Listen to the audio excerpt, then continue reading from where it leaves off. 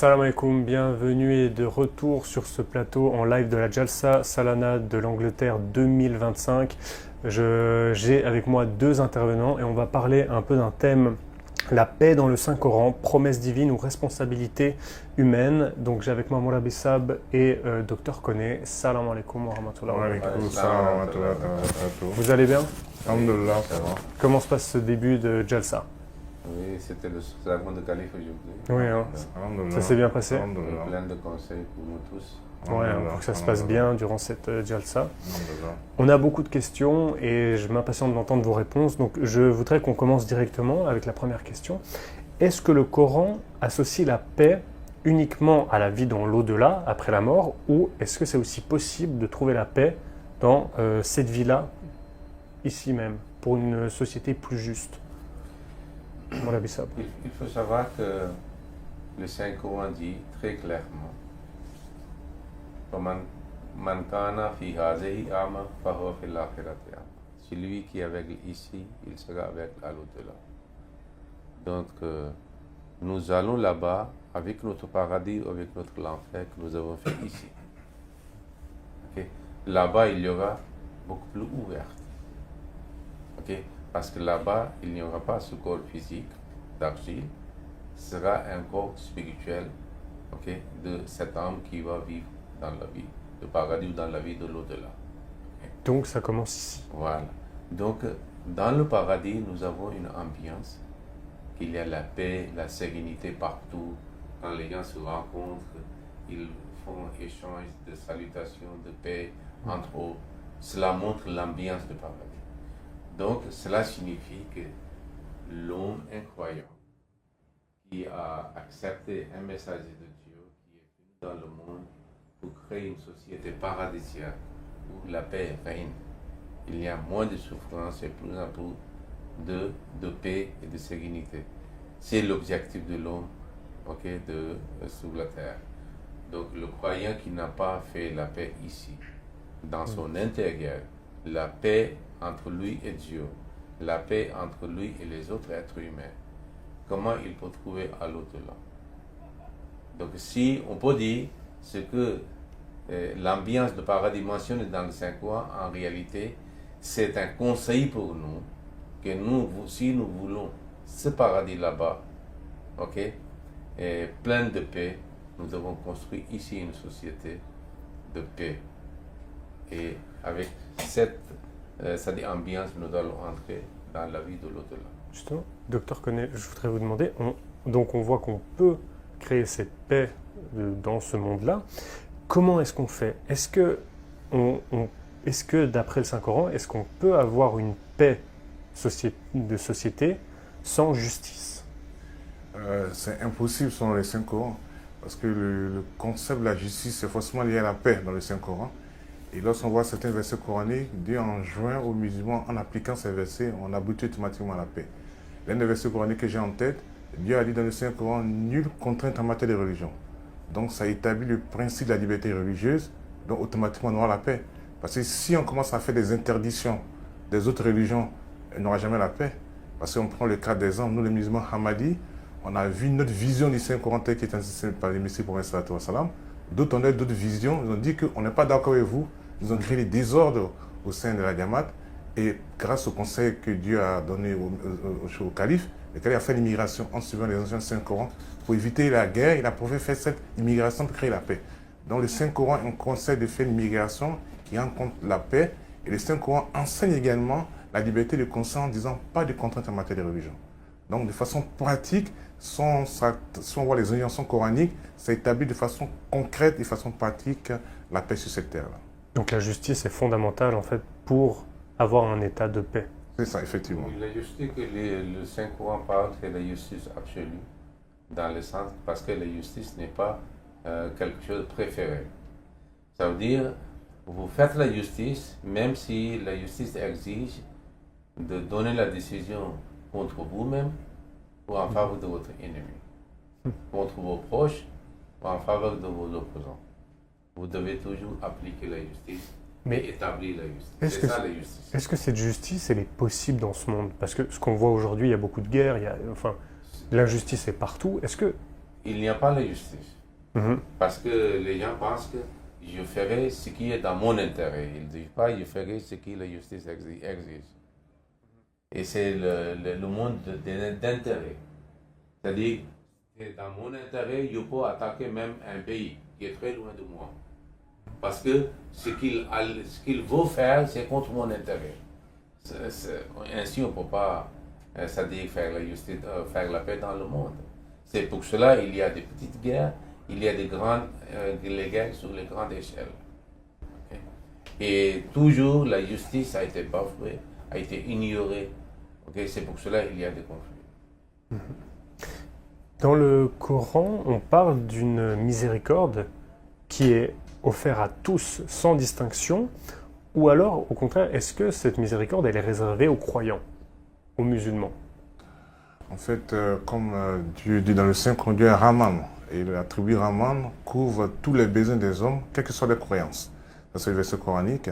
C'est-à-dire que même si tu es un athée, même si tu ne crois pas en Dieu, même si tu écris des livres comme Dieu, même si tu essaies d'insulter Dieu sur les réseaux sociaux, tu bénéficies de cette faveur que Dieu a donnée à tous les croyants. C'est-à-dire que tu auras droit à l'air que tu respires, tu auras droit à la nourriture qui est produite sur ta terre, tu auras droit aux soins si tu as la possibilité de te faire soigner, tu auras droit à toutes les faveurs que Dieu a accordées au monde entier, quelle que soit la religion. C'est la tribu Rahman qui cause cet aspect-là. Donc, c'est-à-dire que même si on n'est pas croyant, Dieu nous accorde des faveurs qui nous permettent de pouvoir vivre en guillemets de façon normale sur cette terre-là, sans avoir il n'y a pas des exceptions. On ne dit pas qu'un non-croyant n'a pas droit à ça, et un croyant a droit à ça. Non, ce n'est pas possible. Selon la vision de Dieu, la tribu Rahman permet de couvrir tous les besoins des hommes sur cette terre jusqu'au dernier jugement dernier. Est-ce que ce pardon, il peut aussi s'appliquer à un non-croyant, comme vous dites, qui se bat contre l'islam, dans l'au-delà ou... En fait, le concept du pardon est bien réservé à Dieu. C'est Dieu ceux qui décide qui rentre au paradis, qui rentre pas au paradis. En fait, il dit aux croyants, voici la meilleure façon de pouvoir me rejoindre. Mais il peut y avoir certaines personnes qui, de certains comportements, ne peuvent ne pas profiter de cette bénédiction-là. On prend le cas d'un hadith du Saint-Coran ensemble. Cette femme qui était considérée comme une femme de mauvaise vie était descendue dans un puits pour voir un chien qui était très affamé. Elle a pris l'eau, elle est montée pour donner à boire à ce chien-là. Et Dieu a fait ces révélations pour dire que cette femme a été pardonnée de tout ce qu'elle a fait de mal.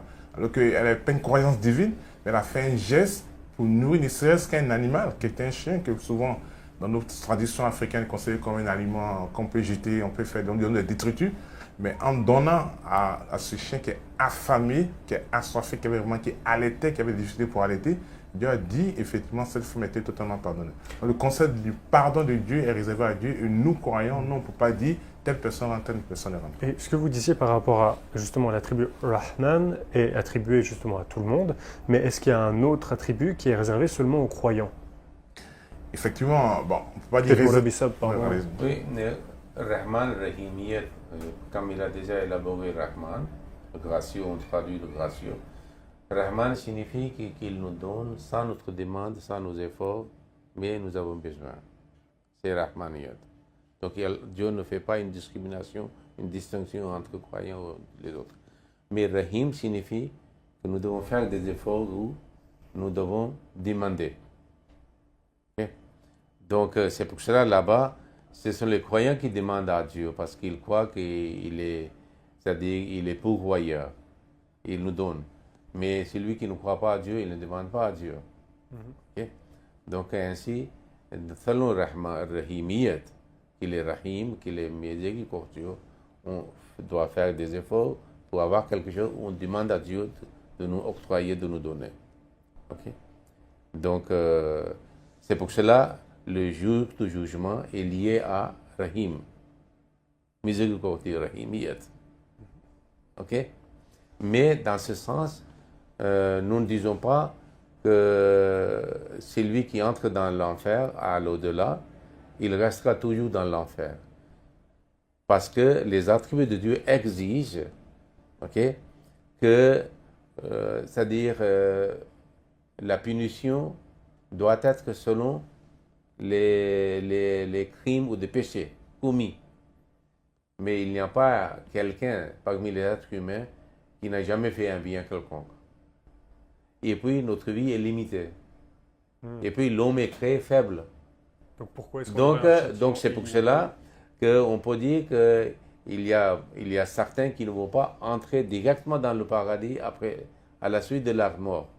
Ils vont passer, mais ils vont entrer dans le paradis indirectement après avoir subi des conséquences de leur crime, de leur péché, qu'ils ont commis, mais à la fin, après le traitement, après être soignés, après être réformés, ils seront admis dans le paradis.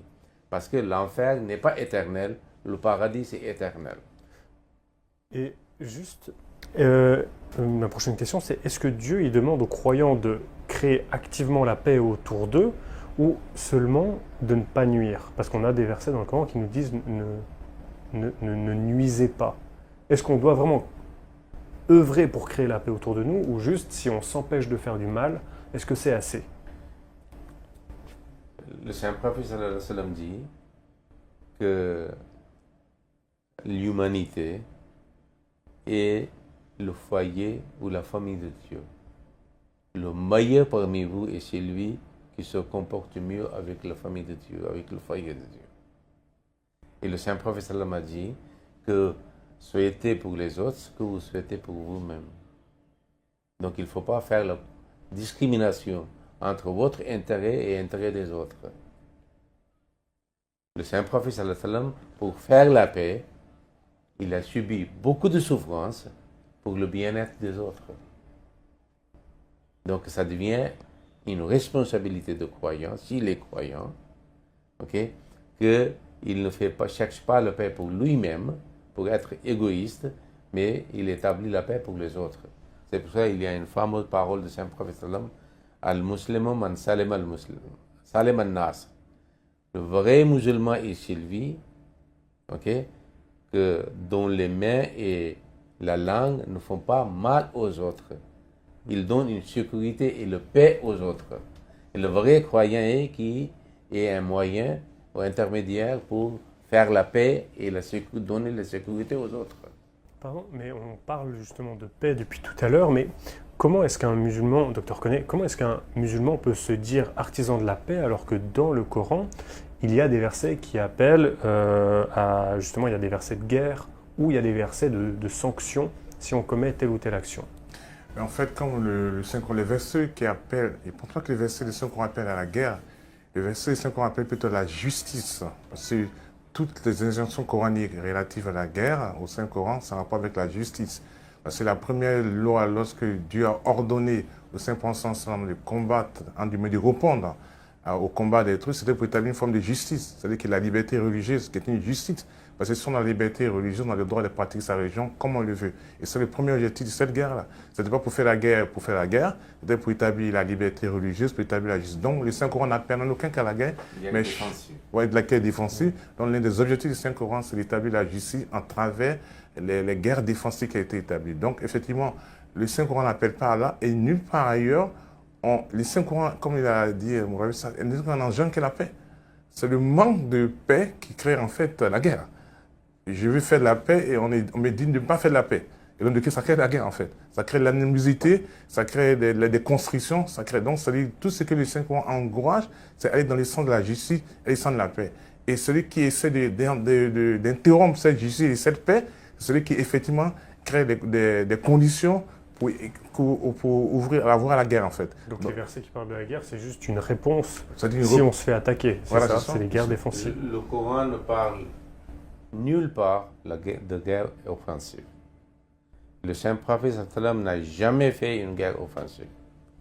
Toutes les guerres étaient défensives. C'est aussi pour faire la paix. Ceux qui font la guerre offensive, c'est eux qui bafouent la paix ou établissent le désordre. Et pourquoi on parlait avant de miséricorde divine, mais comment est-ce qu'on peut parler de miséricorde divine alors qu'il y a des catastrophes naturelles qui frappent aveuglément, que ce soit des croyants ou des innocents? Il y a deux catégories de ces catastrophes. Il y a qui, selon le phénomène naturel, de la nature. Ce qui se passe dans cet univers. Ce n'est pas à cause du péché des gens. Mais lorsque quelque chose est prédit, que le peuple refuse un envoyé de Dieu, malgré qu'il a transmis le message, et pour montrer un signe que derrière cette personne qui dit qu'il est envoyé de Dieu, qui vous a transmis le message, pour que vous soyez protégés, dans ce monde aussi et dans l'au-delà aussi, que vous vous approchiez de Dieu, il refuse et il persécute. Et alors, à ce moment-là, comme un signe, Dieu montre certains, c'est-à-dire catastrophes, soit le tremblement de terre, soit inondation, qui sont mentionnées dans les 5 courants, à l'époque de différents prophètes. C'est mentionné dans les 5 courants. Toutes les victimes de catastrophes naturelles sont des personnes qui ont commis des péchés. On est d'accord. C'est-à-dire, chacun a joué un rôle, selon son... Mais par exemple, il y a eu des tremblements de terre, je sais pas, à Haïti ou récemment. C'est pas forcément... Ça peut aussi être des... Ils ont déclaré une divinité face à vrai Dieu. C'est le plus grande injustice. Bon, pour moi, je voulais dire que le fait de mourir d'une catastrophe naturelle ou autre, c'est pas une forme de malédiction. Le Saint-Coran, parce que Dieu a dit dans le Saint-Coran qu'il est possible qu'il peut allonger votre vie, il est possible qu'il peut raccourcir votre vie, il est possible que vous pouvez mourir subitement. Donc, ces étapes que Dieu a dit dans le Saint-Coran, et nulle part Dieu a dit dans le Saint-Coran le fait de mourir vite, parce qu'on pense que quand on meurt, du coup, c'est quelque chose d'extrêmement grave, alors que c'est un passage d'un monde à un autre monde. C'est pas une finition en soi. Donc, si quelqu'un subit une nation naturelle et qu'il meurt, en fait, il va rejoindre le processus que Dieu a établi pour lui. Comme tout le monde. Puisqu'on est tous censés mourir de manière que ce soit. Et d'une part, dans le Saint-Coran, Dieu a dit, ben, toi, tu vas mourir d'état, toi, tu vas mourir autre chose. Quel que soit le scénario, on voit que les gens, des grands croyants, des 5.5 qui sont morts. Prenons le cas des compagnies 5.5 qui sont morts jeunes souvent, alors qu'on disait qu'on a peut-être besoin d'eux pour travailler, pour faire le travail de l'islam. Mais le décret divin est venu. Mais nulle part ailleurs, on dit que c'est quelque chose de mauvais ensemble. On dit inna lillahi wa inna ilayhi raji'un. C'est-à-dire qu'on appartient à Dieu, on retourne vers Dieu dans le processus naturel sur son cours. En fait, ceux qui sont morts ne signifie pas qu'ils sont damnés. C'est-à-dire, comme un peuple, c'est une autre chose. Mais devant Dieu, c'est le cas individuel. Donc, Dieu sera jugé comme un cas individuel. Donc ouais, en fait, mourir n'est pas forcément quelque chose de négatif, surtout quand on est croyant. Sur le lit aussi, on meurt. Ouais, c'est ça.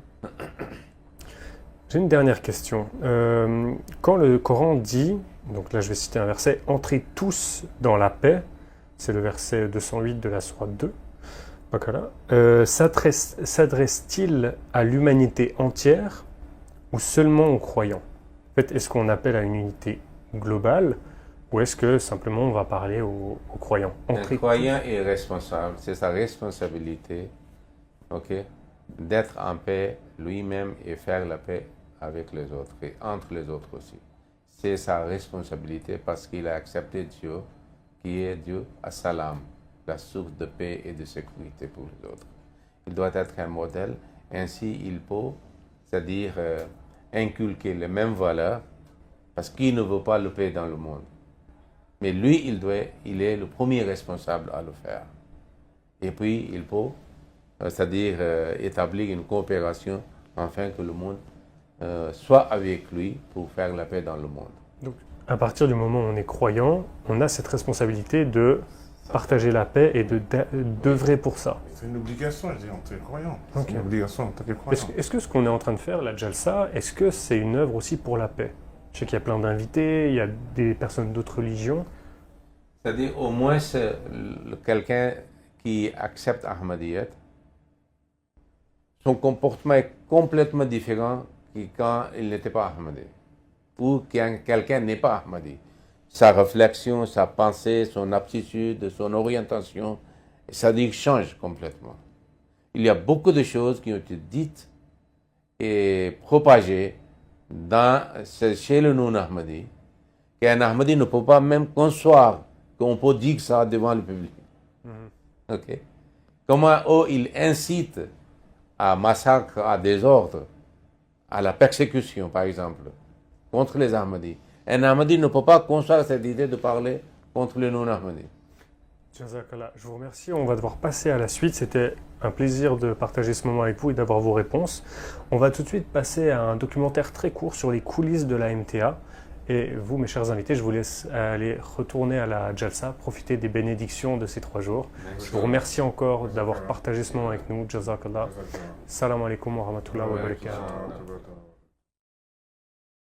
Mubarak Mubarak Mubarak Mubarak یہ دن ہو مبارک مبارک ہو یہ دن یہ جلسہ ہمارا یہ دن برکتوں کے خدا کی عنایات اور شفقتوں کے یہ جلسہ ہمارا یہ دن برکتوں کے خدا کی عنایات اور شفقتوں کے یہ جلسہ ہمارا یہ دن ہو مبارک مبارک ہو یہ دن یہ دن ہو مبارک مبارک ہو یہ دن